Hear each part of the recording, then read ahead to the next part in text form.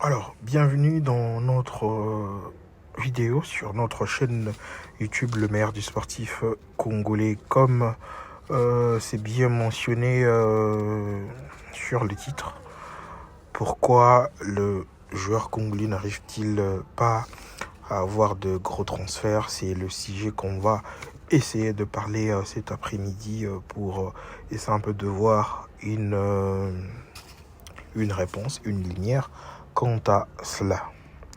On va directement entamer avec une sorte de comparaison. Joueurs congolais et d'autres et à continent. Cette vidéo, je veux essayer de la faire un peu plus en lingala. Je peux de temps en temps être bilingue, mais je pense que je vais le faire en lingala pour rester un peu communautaire et parler entre nous pour essayer de trouver une sorte de solution par rapport à tout ce qui se passe autour de notre pays et surtout dans le secteur du football, que le problème ne cesse de finir. Alors, Toki par exemple na Bakamongo ou il faut palper directement. Est-ce qu'un joueur comme Nicolas Jackson est supérieur à Yohan Wissa par exemple? Nicolas Jackson qui a joué en première ligue avec Chelsea, Yohan Wissa qui a joué avec Brentford en première ligue. Les statistiques, c'est entre les deux joueurs, c'est le jour et la nuit. Mais sur le marché de transfert, Nicolas Jackson est largement supérieur à Yohan Wissa en termes de clauses libératoires, de propositions et autres. Pendant que Yohan Wissa, en termes de performance, est plus en avance que Nicolas Jackson. Que peut être le problème de ces contrastes entre le joueur congolais et d'autres pays moussous? Impossible. Ce n'est pas possible. Vous prenez un joueur comme Simon Banza, qui a fait une très belle saison avec Trabzonspor, qui n'a rien envié avec Victor Osimhen, voilà, les Nigérians. L'écart de but entre Osimhen, qui a joué avec Galatasaray, et Simon Banza, qui a joué avec Trabzonspor, n'est pas trop grand. Ça veut dire, si Osimhen a une proposition, Banza en aura également. Des très très grosses propositions. Et vous voyez, vous allez voir Osimhen, après avoir joué à Galatasaray, il peut soit retourner à Naples, soit aller je sais pas où, mais ça sera un peu plus grand que celui de Simon Banza. Qu'est-ce qui crée cette différence entre le joueur congolais et d'autres joueurs africains? En termes de talent, je ne peux jamais oser dire que ces joueurs-là dépassent le Congolais. Non, impossible. Impossible. Je vais prendre par exemple Sadio Mané. Footballistiquement parlant, n'est pas si fort que Trésor Mpoutou. Impossible de dire ça. Mais comment les Mané qui quittent au Sénégal, jusqu'à arriver à Liverpool, et Trésor Mpoutou qui fait des très grosses saisons, très belles saisons, incroyables saisons en Afrique, pendant que Sadio Mané était encore au Sénégal, mais n'arrive pas à signer dans un gros club et arrive, par exemple, Trésor Mpoutou arrive à Arsenal. D'ailleurs, il a évoqué qu'on a voulu le prêter à Hertha Berlin en Allemagne, chose qui n'a pas été faite. Il n'a jamais signé à Arsenal, encore moins à Hertha. Mais pourquoi tout cela?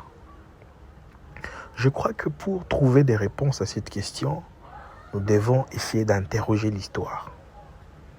Interroger l'histoire pour aller lire entre les lignes et comprendre les pourquoi de cela. On revient en 1974 où les Zaïre à l'époque, la RDC actuelle, était le premier pays africain d'être qualifié dans une phase finale de la Coupe du Monde. C'était la 10e édition à l'époque. Il n'y avait aucun autre pays africain en dehors de Zaïre, RDC actuelle. Et dans cette édition, il n'y avait que 16 équipes au monde. Et parmi les 16, le Zaïre était parmi. Ça veut dire que la RDC avait un niveau des 74 jusqu'à aujourd'hui, plus de 50 ans. Le pays qui a été le premier à participer dans une Coupe du Monde est actuellement le dernier depuis tous ces temps. Plus jamais. Et son football régresse plutôt que d'avancer. Et ceux-là qui n'ont pas pu se qualifier à ces temps, leur football progresse et avance mieux dans le football. Pourquoi? Pourquoi cela? Il y a par exemple le Sénégal qui arrive en Coupe du Monde et tente de toujours faire mieux. Il y a le Maroc en 86 qui fait mieux en trouvant un match nul contre la Pologne, contre l'Angleterre et bat d'ailleurs le Portugal. Le Maroc arrive avec une autre image et essaie un peu de proposer mieux et de laver cette image, cette tache noire. Donc, en 86, Maroc a justement qu'on laver image des pays africains, parce que je rappelle déjà que le premier, s'il faut mettre un cas général, le premier pays à se qualifier dans la Coupe du Monde, c'était d'abord l'Égypte en 1934, suivi du Maroc en 1970, et après, c'est la RDC, Zaïre à l'époque, en 74. Donc, en 86, Maroc a cela qui très belle compétition, mais il y a aussi le Cameroun en 82, avec un île contre le Pérou, un île contre la Pologne et un île contre l'Italie. Mais la plus grande, c'était en 86 avec le Maroc, qui a d'ailleurs fait un île contre la Pologne, un île contre l'Angleterre, et il bat le Portugal, et il a quitté la compétition en 8e des finales après une défaite contre l'Allemagne. Ils n'étaient pas non plus ridicules au cours de ces matchs. Il y a l'Algérie en 86 également, qui a battu l'Allemagne, qui a battu les Chili, la Chili, voilà. Donc c'est vraiment des performances qui ont changé beaucoup de choses. Le Cameroun en 90, Nigeria en 94, le Sénégal en 2002, Ghana en 2010 et Maroc il y a 2022. Des très belles performances de pays africains au cours de la Coupe du Monde. Mais je prends par exemple avec le Sénégal en 2002. La compétition, la Coupe du Monde que le Sénégal a fait en 2002 a changé la donne pour ces pays. A changé véritablement la donne pour ces pays qui, après être éliminés en quart de finale, les pays a progressé en termes de football dans la formation Nakati Mboka. Du coup, en 2002, il y a la création des académies telles que Djambar avec l'appui de Patrick Vieira, Bernard Lama et autres. Et il y a aussi également Génération Foot avec Madi Touré en 2002, justement. Génération Foot qui est le partenaire avec Marseille et Génération Foot qui est le partenaire exclusif avec le club de Metz. Avec eux, partenariat au Bassali entre Génération Foot qui est l'académie de football des jeunes, Bassali partenariat na Metz FC, et c'est par là que Bajor Babimi Ebele tel que Papis Demba Cissé, tel que Sadio Mané, tel que Habib Diallo, tel que Ismail Assar. Et d'ailleurs, en 2020, si je me trompe, ils ont effectué le meilleur transfert avec les jeunes Pape Matar Sarr. 17 millions. Nakatia, il y a affaire Rwanda. Transfert, les jeunes qui est parti, je pense, à Metz. Vous voyez de telles politiques rien que pour une Coupe du Monde, cela a créé une sorte de relation historique, un héritage historique, des références au niveau mondial. Et c'est ces genres de relations les ont facilité une sorte de coopération entre les pays, les joueurs de ces pays, et en Occident. Premièrement parce que les joueurs sont formés. Chez nous, il n'y a pas de la formation. Les peu de joueurs qui quittent, qui brillent, je peux citer aujourd'hui Chancel Mbemba, Dieu merci Mbokani, c'est là qui ont quitté les pays pour aller s'imposer à l'extérieur. Ce sont des cas très rares. Mais ça arrive très souvent chez les Sénégalais. Et d'autant plus que n'a marché, si on met aujourd'hui un Sénégalais, un Congolais sur le marché, le choix est clair, on va prendre un Sénégalais. Déjà du point de vue relation historique, cet héritage historique, et de deux, parce qu'ils sont nombreux dans le marché, déjà grâce à leurs académies et autres, ils sont nombreux dans le marché, donc ils ont eu à collaborer avec tant d'autres où ils rapportent les bango plus, et ils sont favorables à aller faire les deals, et c'est normal que ces gens-là soient, en termes de coopération, plus élevés que nous. Dans ces cas, je peux exempter les binationaux parce que eux sont nés et formés là-bas, mais il y a une sorte de je dirais, comment je peux expliquer ça? Une sorte de voile qui viennent justement être placés au-dessus d'eux, du fait qu'ils sont maintenant liés comme un joueur congolais, de par la nationalité sportive. Mais eux, de leur côté, ils se battent parce qu'ils sont nés là-bas et tout. Mais pour le cas de ceux-là qui sont nés au Congo, c'est encore grave. C'est encore très grave parce qu'il n'y a pas de formation dans le pays. Bon, formité.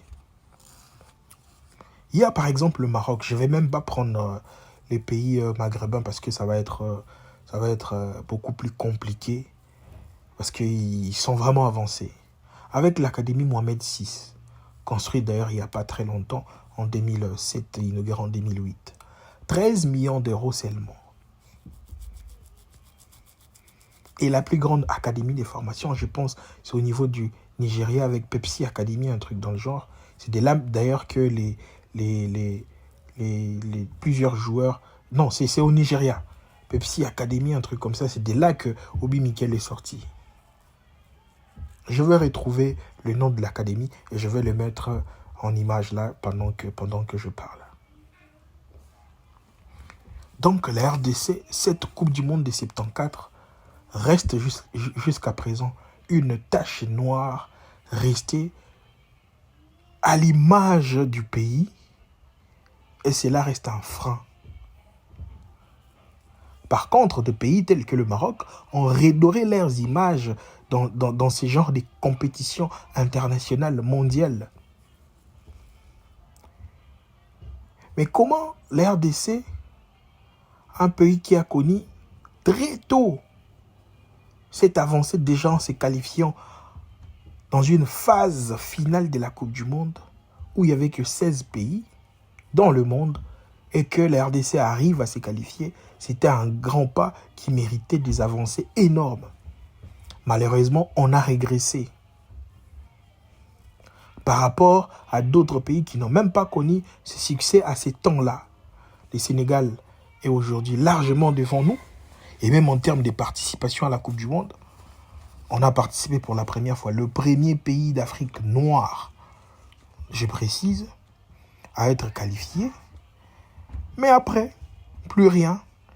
En termes de participation, il y a par exemple le Cameroun qui a 8 participations, suivi du Maroc 6 participations, le Nigeria 6 participations, Tunisie 5 participations, Algérie 4 participations, Ghana 4 participations, Côte d'Ivoire 3 participations, Égypte 3 participations, Sénégal 3 également, Afrique du Sud 3 également, Angola 1, RDC une participation et les Togo une participation. Vous voyez que depuis 1974 jusqu'en 2025 aujourd'hui, plus de 50 ans, et dans cet intervalle, il y a eu des pays comme le Cameroun qui a participé plus de 8 fois. Donc en 74, Azaïgouna Solo s'est qualifié, mais après il en a fait 8 fois plus que nous. Et le Nigeria, juste après, il en a fait 6 fois. Il y a la Tunisie qui en a fait 5 fois. L'Algérie également 4 fois. Ghana 4 fois. Côte d'Ivoire 3 fois. Au Bazaïgoud n'a soloté. Donc, le football congolais est regardé. Na eu Moussousou, ils sont différents. Ils en ont respecté dans le monde du football. Parce qu'on n'a pas de références. Dans le football mondial, on n'est rien. C'était bien d'être qualifié en 74, mais il aurait fallu un travail acharné pour faire une suite. Malheureusement, le président Mobutu à l'époque, juste après ça, bon, il y avait quand même une sorte de négligence. Après, rien ne s'est suivi. Quelques années après, on s'est battu, mais après, il n'y a plus rien. Il n'y a plus rien. Parce qu'en termes de qualité, imaginez qu'en termes de qualité, que le Congo régorge et que le Congo arrivait quand même à instaurer des académies de formation de jeunes. Vous imaginez les retombées? S'il faut structurer comme le Sénégal fait avec le football de jeunes, Sénégal, Mali, autres, s'il faut structurer, faire des djambars, académies djambars au Congo, des générations foot avec des partenariats Marseille ou encore Meds, comme tel est le cas avec les deux académies citées côté sénégalais. Vous pensez que Nicolas Jackson est plus fort que Alain Kaluitu Kadioko? Mais voyez la carrière de Jackson comparée à celle de Kaluitu Kadioko, c'est le jour et la nuit. Il n'y a pas photo, il n'y a pas de comparaison. Clair et net. Vous pensez que des jeunes, de joueurs qui ont eu à passer dans nos championnats, tels que Ilong, comment il s'appelle, Saddam, Ilong Ngasania, n'étaient pas meilleurs que les John Obi Mikel? Bien sûr, mais après, la formation et tout ce qui va avec, cette relation historique du Nigeria pèse et fait en sorte que les Ngasania restent à DSMP ou encore au pire aller jouer peut-être au Soudan. Il n'y a aucun club qui va négocier de joueurs qui n'ont pas de références historiques. Oui, ça peut se faire. Des joueurs qui peuvent arriver dans de très très grands clubs, mais c'est de manière sporadique. Ça n'arrive pas tout le jour. D'ailleurs, la dernière fois qu'un joueur congolais joue une finale, avant que Cédric Bakambu joue la finale de la Conference League, la dernière fois qu'un Congolais puisse jouer une finale d'une compétition européenne, ça datait plus de 20 ans. C'était Chabani Nonda en 2001 avec l'AC Monaco. Et dans toute l'histoire de la RDC, il n'y a aucun joueur congolais qui a remporté un championnat européen. Qu'est-ce que j'ai dit? Compétition européenne, donc comme la Ligue des Champions, l'Europa League ou encore Conference League. Dans toute l'histoire. C'est quand même un vide que nous devons vite combler. Malheureusement, pendant ces temps, notre gouvernement est en train d'aller gaspiller de l'argent dans des histoires de visites RDC au cœur de l'Afrique, qui n'ont rien à voir avec le vrai football. Mais cet argent de RDC, cœur de l'Afrique, que vous allez dépenser plus de 44 millions de dollars pour aller être imprimer le nom de RDC au cœur de l'Afrique sur le maillot d'entraînement du FC Barcelone, ces 44 millions-là allaient construire des académies. L'académie Mohamed VI au Maroc n'a coûté que 16 millions. Mais vous prenez 44 millions pour aller donner à Barcelone, vous prenez 18 millions, près de 18 millions pour donner à l'AC Milan, vous prenez 4,8 millions pour donner à Monaco. On est dans à peu près 70-80 millions de dollars ou euros dépensés, permettez-moi le terme, bêtement. De 1974 à 2025, le football congolais régresse. Et on n'a même pas la volonté d'avancer. Pendant tout ce temps, ces pays, le Maroc, le Sénégal, avancent. On a un retard de plus de 50 ans face à ces pays. Sénégal, Maroc, Ghana, Nigeria.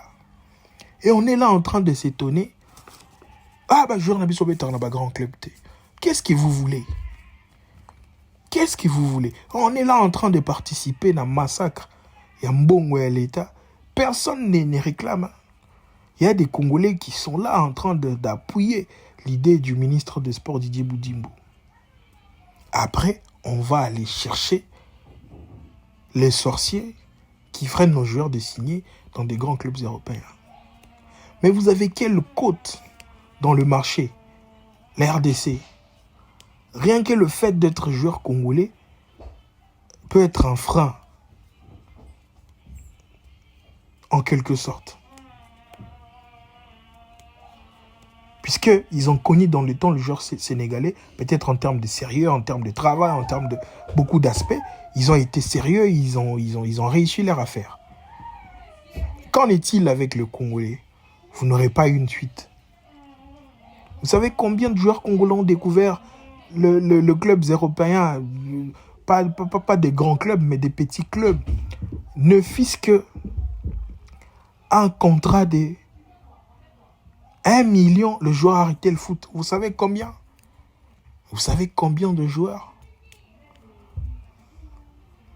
Donc voilà. Dans ces genres de situations qu'on est, depuis 74 jusqu'à aujourd'hui, vous ne pouvez pas réclamer que nos joueurs signent dans des grands clubs.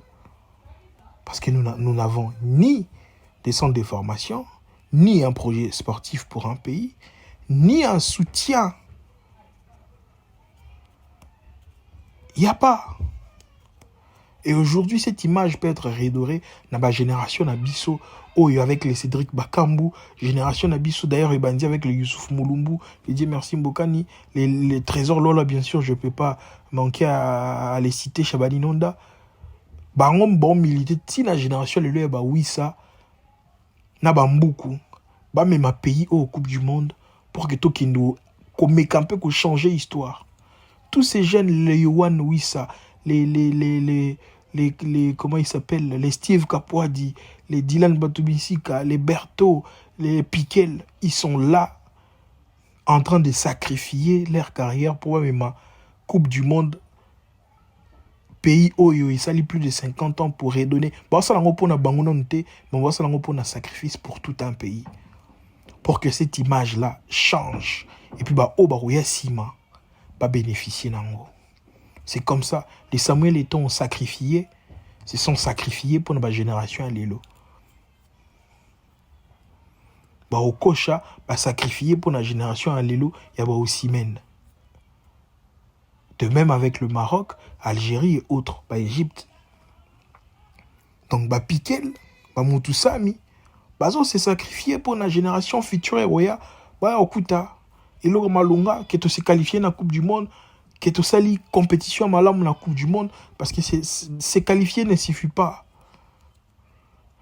Aller faire quelque chose comme le Maroc a fait en 2022, aller faire quelque chose comme le Sénégal en 2002, aller faire quelque chose comme le Ghana en 2010, et ainsi de suite.